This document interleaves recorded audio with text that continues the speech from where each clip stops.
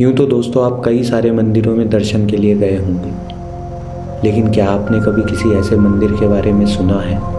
क्या आप कभी किसी ऐसे मंदिर गए हैं जहाँ के गर्भगृह में जाना भक्तजन तो क्या पुजारी को भी अलाउड ना हो? सुनने में बड़ा अजीब लगता है ना, लेकिन ये बात सच है। तो क्या है इस मंदिर से जुड़ा रहस्य? आइए जानते हैं इस वीडियो में।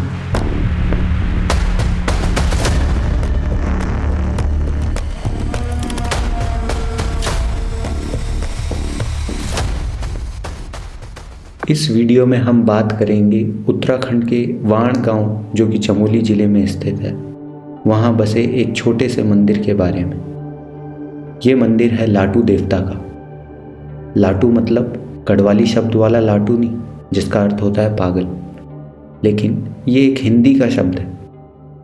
लाटू देवता जो हैं वो माँ पार्वती के मुँह बोले भाई माने जाते हैं। वो माँ पार्वती के मुँह बोले भाई कैसे बने, इसके पीछे की भी एक बहुत बड़ी कहानी है, जिसे कभी किसी और दिन डिस्कस किया जाएगा। अभी फ़िलहाल फोकस करते हैं कि क्या है ऐसा इस मंदिर में जिसकी वजह से यहाँ के गर्भगृह में जाना किसी को भी अलाउड नहीं है।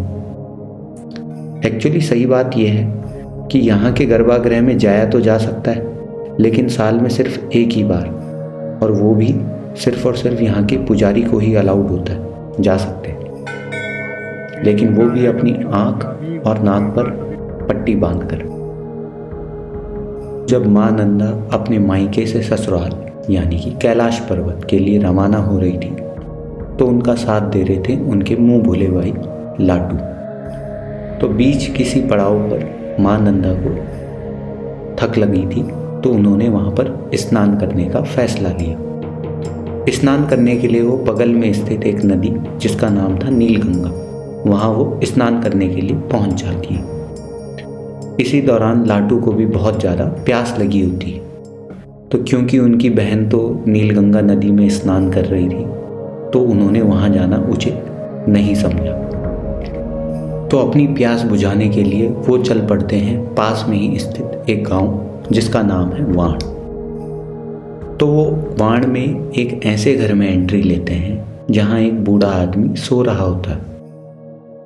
जब वो बूढ़े आदमी को जगा करके पूछते हैं कि क्या उन्हें पानी मिल सकता है, तो बूढ़े आदमी बोलते हैं कि वो तो लाचार हैं, उठ नहीं सकते, लेकिन बगल में ही एक गागर रखी हुई है, वो चाहें तो उससे पानी खुद ब खुद निकाल करके पी सकते हैं। बस अब क्या था, लाटू तो जो है पानी के लिए इतना बेबस हो चुका था कि वो झटपटाक से जाता है और इतना भी ध्यान नहीं देता कि वहाँ पर एक नहीं जबकि 2 गागर रखी हुई थी। एक गागर में था पानी और दूसरी गागर में था लोकल बनाई हुई शराब। लाटू बेचारा भूलवश शराब की गागर से शराब पी बैठता है, जिसकी वजह से वो नशे में आकर पूरे वाण गांव में उत्पात मचा देता है। वहीं दूसरी कहानी ये भी बोलती है कि लाटू किसी बूढ़े आदमी के घर में नहीं जाता, बल्कि रास्ते में ही कुछ कन्याएं उसे मिलती हैं और कन्याएं उसके साथ मजाक करती हैं और उसे पानी के बजाय शराब दे देती हैं, और वो वही शराब पी करके पूरे वाण गांव में उत्पात मचा देता है। तो कहानी चाहे जो भी हुई रही हो, बात ये थी कि लाटू शराब के नशे में पूरे वाण गांव में उत्पात मचा देता है। लाटू जो उत्पात मचाता है वो किसी से छिपता नहीं है, और जल्द ही ये बात माँ नंदा को भी पता चल जाती है। तो जैसे ही वो नीलगंगा नदी से स्नान करके तुरंत वापस लौटती, तो वो लाटू से बहुत ही ज़्यादा गुस्से में रहती है, और वो क्या करती हैं, लाटू को श्राप देती है, और लाटू की सज़ा ये रहती है कि वो एक जगह में हमेशा के लिए बंदी रह जाएगा।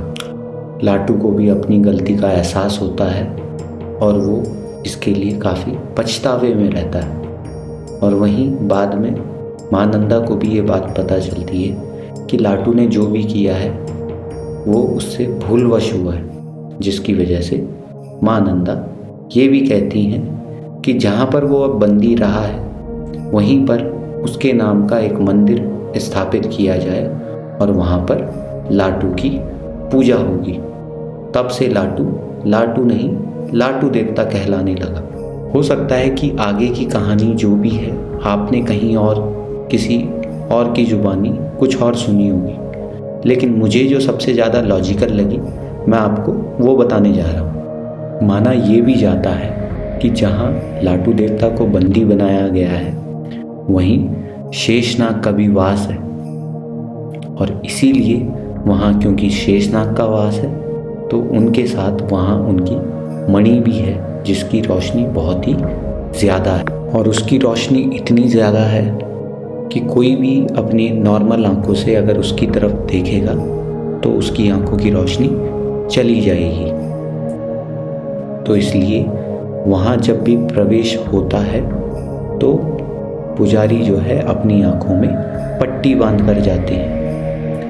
नाक पर पट्टी बांधने का जो मुझे लॉजिक लगता है वो शायद इसलिए हो कि क्योंकि शेषनाग का अगर वहाँ वास है तो हमारी गंध से वो कहीं हम पर हमला ना कर दे या फिर वो एक्टिव ना हो जाए। ऐसा भी माना जाता है कि जब लाटू देवता को उस जगह पर माता पार्वती ने बंदी बनाया तो वो ध्यान तपस्या में विलीन हो गए, और वो इतनी ध्यान तपस्या में विलीन हो गई कि कोई भी अब उनको वहाँ जा कर के डिस्टर्ब नहीं करना चाहता, जिस वजह से नाक पर पट्टी बांधी जाती है ताकि हमारी गंध उनको वहाँ पहुँचने पर ना मिल सके। वाण और उसके आसपास में बसे जितने भी गांव हैं वहाँ के लोगों की माता पार्वती और लाटू देवता में बहुत ही ज़्यादा आस्था है, और यहाँ तक कि वहाँ के लोग ये भी मानते हैं कि अगर वो कभी भी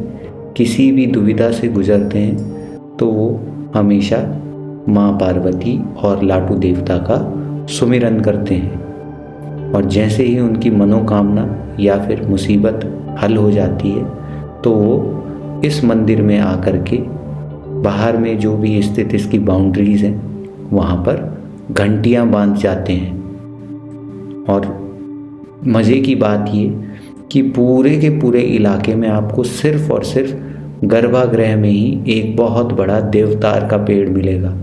इसके अलावा कहीं पर भी कोई भी देवदार का पेड़ नहीं है।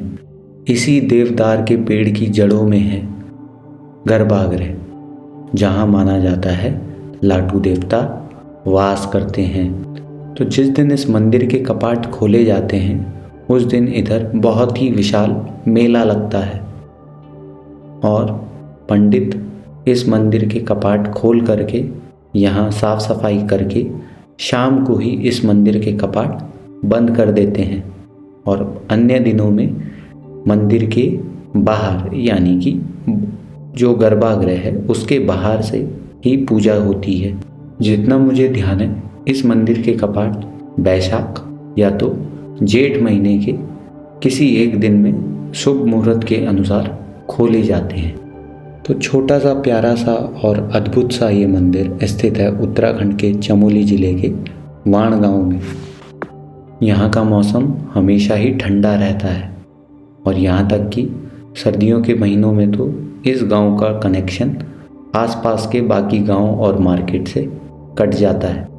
तो सर्दियों के लिए जो कुछ भी ज़रूरी चीज़ें हैं, चाहे वो राशन हो या फिर कपड़े हों, इस गांव के लोग अपने लिए वो इंतज़ाम पहले से ही करके रख देते हैं। मुख्य तौर पर इस जगह पर जो खेती होती है वो राजमा और गेहूं की होती है। खेती बाड़ी के अलावा जो यहाँ के लोगों की मेन ऑक्यूपेशन है वो है टूरिस्ट गाइड और पोर्टर, क्योंकि ये जगह हिमालय की बहुत सारी खूबसूरत वादियों से भरपूर है। तो ये जगह टूरिस्ट लोगों के लिए एक बहुत ही अच्छा गर्मियों का लोकेशन बन जाता है। एशिया का सबसे बड़ा बुग्याल भी वाण गांव से कुछ ही दूरी पर है। तो ज़िंदगी में अगर कभी भी मौका मिले तो ज़रूर एक्सप्लोर करना वाण गांव में स्थित लाटू देवता का मंदिर। ये वही वाण है जो नंदा देवी राजजात यात्रा का 12वां पड़ाव है। तो जल्द ही मिलेंगे किसी और ऐसे ही रोचक किस्से के साथ। तब तक के लिए धन्यवाद, और इस वीडियो को हो सके ज़्यादा से ज़्यादा लाइक, शेयर और सब्सक्राइब करें। जल्द ही मिलेंगे खेल आकर की एक नई वीडियो में, नए रोमांच और नए जोश के साथ। तब तक के लिए आप सभी को मेरा नमस्ते।